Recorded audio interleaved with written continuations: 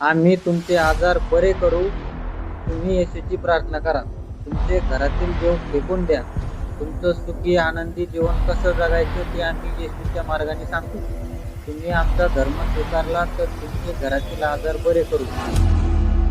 या अशा पद्धतीने पिंपरी चिंचवड येथील रहाटणी गावातील गण्यराज कॉलनी येथे हा धर्मांतरणाचा प्रकार घडला. यामध्ये त्या 3 महिला आपल्या हिंदू गरीब परिवाराच्या घरात घेतल्या. तर तुम्ही CCTV फुटेजमध्ये बघू शकता.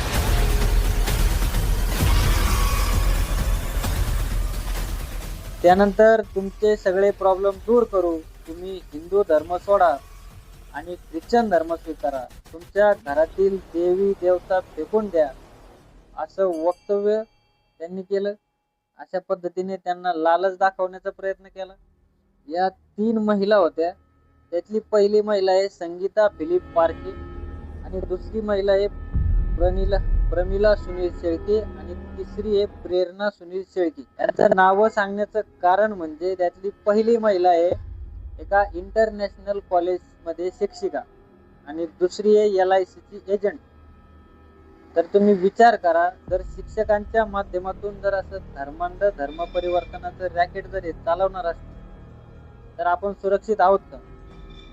त्यानंतर आपल्या हिंदू कुटुंबाने त्यांच्यावर त्वरित कारवाई केली आणि त्यांच्यावर कारवाई केल्याच्या नंतर पोलीस प्रशासनाने भारतीय न्याय संहितेच्या त्याच्यावर 3 कलमा लावण्यात आल्या. त्याबद्दल मी प्रशासनाचे आभार मानतो.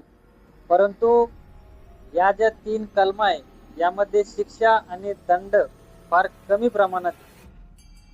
त्याबद्दल राज्य सरकारने सुद्धा मुख्यमंत्र्यांनी सांगितलं होतं की भारतीय न्याय संहिता हा कायदा धर्मांतरण प्रकरणात सक्षम नाही आणि धर्मांतरण विरोधी कायदा सक्षम कायदा हा 2026 मध्ये महाराष्ट्र राज्य सरकारने आणला होता, पण तो अजून अंमलात आलेला नाहीये, लागू झालेला नाही.